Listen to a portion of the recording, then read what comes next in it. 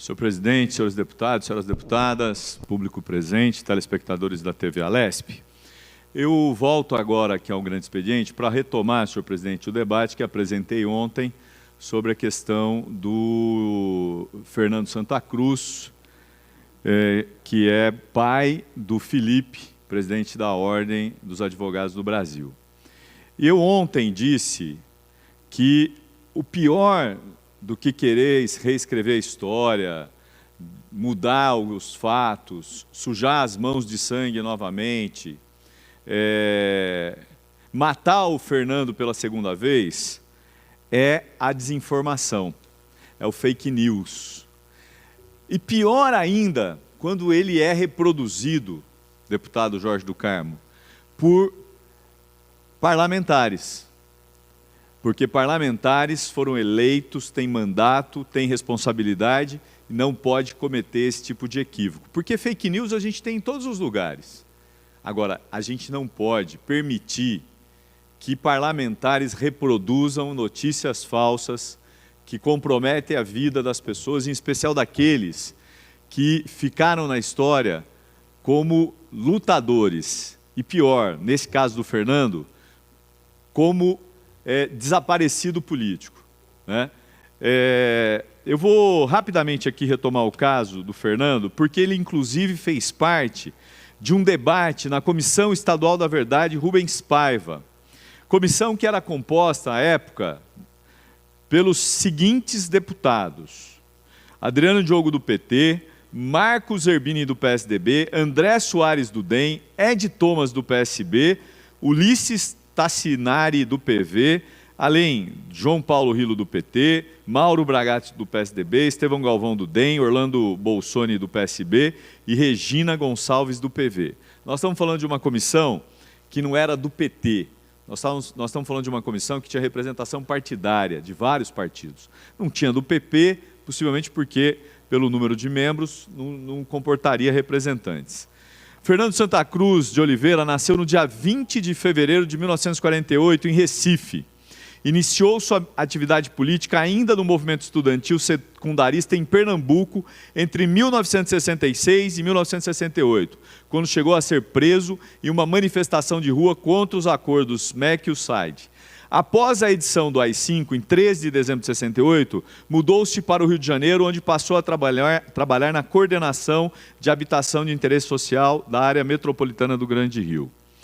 Em 72, ingressou no curso de Direito da Universidade Federal Fluminense. Em setembro de 73, abandonou os estudos e mudou-se para São Paulo, onde trabalhou como funcionário público no DAEE. Era casado com Ana Lúcia Valença Santa Cruz Oliveira e tinha um filho, Felipe, que contava com 2 anos de idade à época do seu desaparecimento.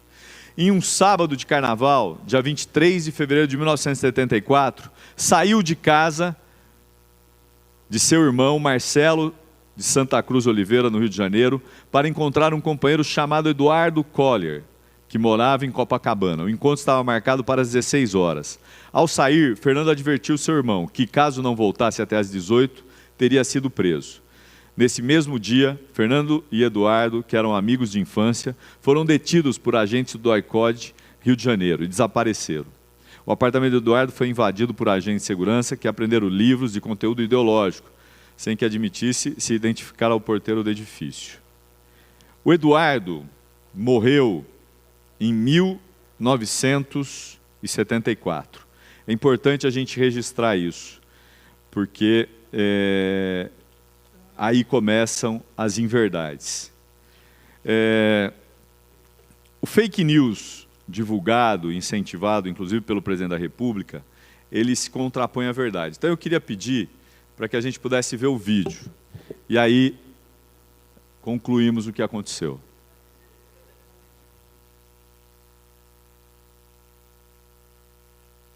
Um dia, se o Fernando AB quiser saber como é que o pai dele desapareceu, o presidente militar conta para ele. Ele não vai querer ouvir a verdade. Felipe é filho do pernambucano Fernando Santa Cruz, militante do movimento estudantil que participou de um grupo clandestino que defendia a luta armada contra o regime militar. Ele desapareceu em 1974 e seu corpo nunca foi encontrado. Não é minha versão aqui, a minha vivência, né? fez chegar a essas conclusões naquele momento. A OAB disse que vai entrar com uma ação no Supremo Tribunal Federal para que o presidente da República diga o que sabe sobre a morte de seu pai. Em nota, Felipe afirma que as declarações de Bolsonaro demonstram traços de caráter graves em um governante, a crueldade e a falta de empatia.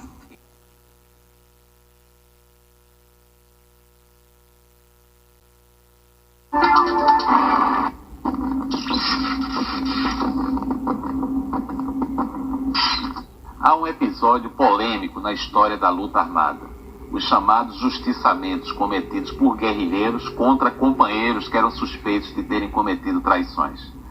Você participou no dia 23 de março de 71 da execução de um militante da LN, Márcio Leite de Toledo, que defendia uma pausa na luta armada e foi considerado inconfiável. O ex-estudante de Sociologia, Márcio Toledo Leite, foi enviado pela ALN a Cuba para treinar guerrilha. Passou 2 anos na ilha. Voltou ao Brasil meses depois da morte do líder da ALN, Carlos Marighella. Passou a divergir dos outros dirigentes sobre as táticas de luta. A execução ocorreu na rua Caçapava, em São Paulo, em março de 1971.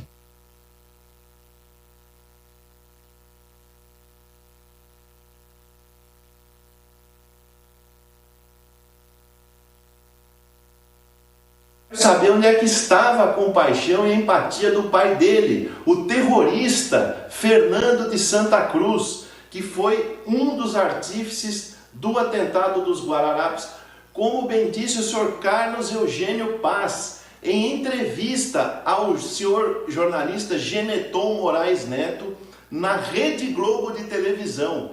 O senhor Carlos Eugênio Paz disse que os colegas de Ação Popular e Aliança Libertadora Nacional foram os que mataram o senhor Fernando da Santa Cruz, porque ele fugiu de um justiçamento com uma metralhadora. Fundação.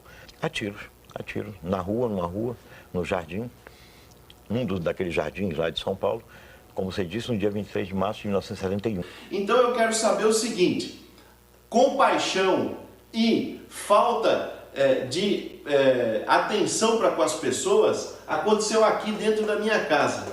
Meu tio Nilo Coelho só não morreu porque chegou atrasado.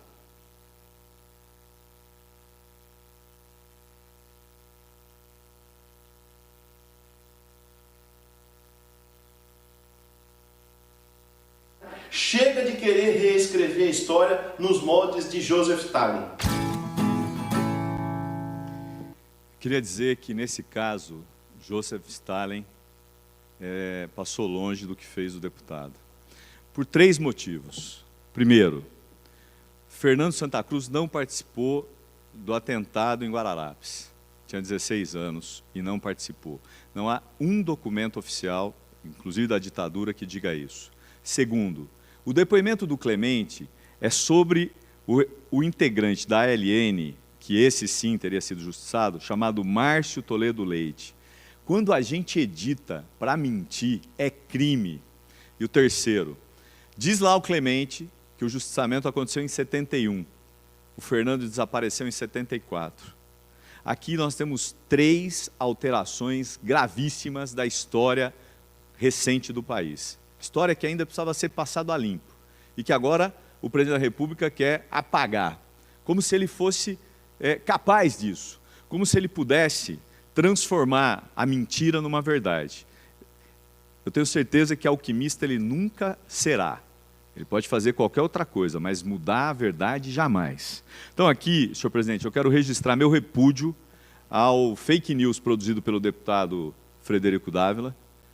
Quero aqui registrar que é preciso que se apure esse tipo de prática e que não se permita nessa Assembleia distorções, fake news reproduzidos por parlamentares desta casa. Isso é inadmissível. Primeiro, porque fere a imagem de uma pessoa que está desaparecida, que a ditadura não encontrou. Aliás, diz que pode ter sido cremada numa usina no Rio. Segundo, porque você não pode matar uma pessoa 2 vezes e não pode se sujar de sangue 2 vezes. Quem faz isso quer matar o Fernando pela segunda vez e se sujar de sangue. Por isso, solicito, senhor presidente, que encaminhe esse depoimento à família do Fernando Santa Cruz, ao filho e aos irmãos, e que a Comissão de Direitos Humanos possa ser notificada do que aconteceu. Muito obrigado, senhor presidente.